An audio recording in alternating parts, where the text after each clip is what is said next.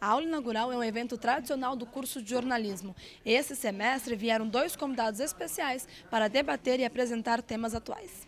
A aula inaugural é uma tradição do curso de jornalismo. A gente gosta de trazer grandes jornalistas que têm relevância no mercado para falar não só para quem está entrando, mas também para os alunos veteranos. Os temas eles são escolhidos de acordo com o que está acontecendo ou no curso, né, pode ser alguma disciplina no curso que está começando naquele semestre, ou algum grande tema da atualidade. Então, neste semestre, como a discussão da regulação da mídia está pipocando nas redes sociais, vários eventos que discutem sobre isso, a gente resolveu trazer esse tema também, que é tão importante para a nossa aula inaugural.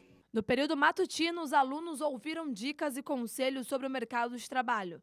Com bom humor, a gerente de jornalismo da imprensa editorial, Thaís Naldoni, ilustrou sua fala com exemplos vividos por ela. Disse também como se destacar em um mercado concorrido. Eu acho que o jornalista ele precisa mostrar interesse, porque hoje o que eu percebo é uma postura muito blasé do jornalista, sabe? O jornalista meio...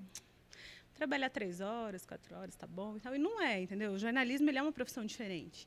Não é uma profissão igual contador, que você chega às 9, sai para almoçar meio-dia, fica 1 hora almoçando, volta, sai às 6 e tá tudo certo.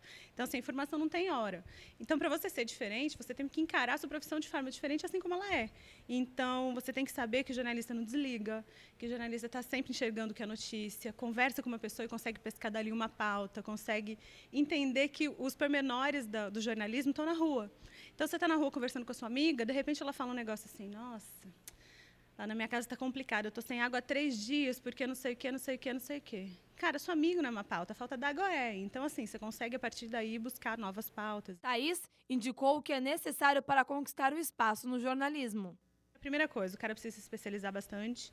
Segundo, ele precisa estar a fim de fazer. E terceiro, ele precisa ser sério. Porque o que acontece hoje é que a maior parte dos jornalistas acha que o jornalismo é brincadeira, e não é. O jornalismo é uma coisa muito séria. Então, independentemente do veículo que você esteja ou da plataforma que você esteja, a primeira coisa que tem que fazer é ser sério, é entender que a notícia é primordial, não você. E, enfim, bom profissional sempre vai ter um lugarzinho, não importa se é na mídia tradicional ou nas novas mídias.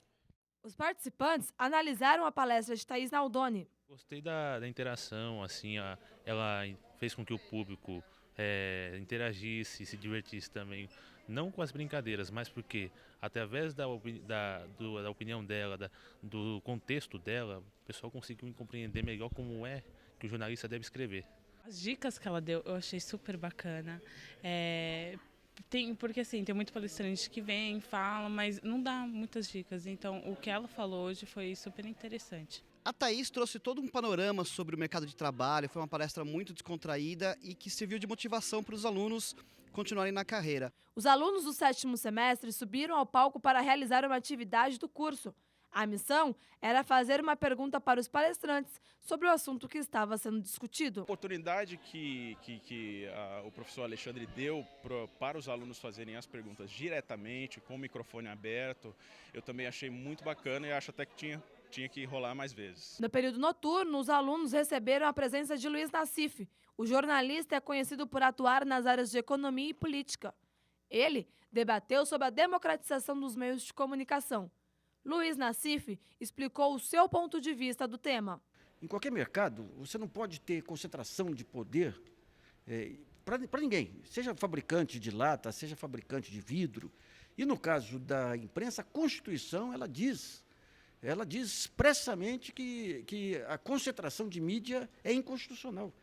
Então, digamos, grupos com o poder que tem o Clarim lá, ou a Globo aqui, eles são ruins para a democracia, são ruins para as empresas. Digamos que amanhã eles invoquem como uma empresa, liquidam a empresa. A democratização da mídia é um aspecto essencial de uma sociedade democrática, né? Ou seja, a sociedade que deve receber a informação livre, a informação que não é dominada por grandes grupos, né? Então, essa ideia de democratizar a mídia é fundamental para que as pessoas se tornem bem informadas. Quando você tem uma mídia que é oligopolizada ou monopolizada, onde você cria cartéis, o que você vai gerar? Você vai gerar um grupo de pessoas que dominam a informação, eles separam, selecionam a informação e o povo vai ouvir apenas aquilo que esse grupo deseja. Então você tem que ter, de um lado, a democratização, a questão da regulação econômica, acabar com esses monstros que existem hoje aí, e, de outro lado, você tem que ter uma regulação de conteúdo, que não é regulação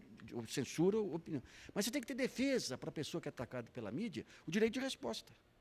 Você não pode permitir, por exemplo, que nem acontece hoje, que televisões façam campanhas religiosas, ou que aluguem horários, ou que fazem campanha contra as religiões afro, ou que façam essa questão da pedofilia.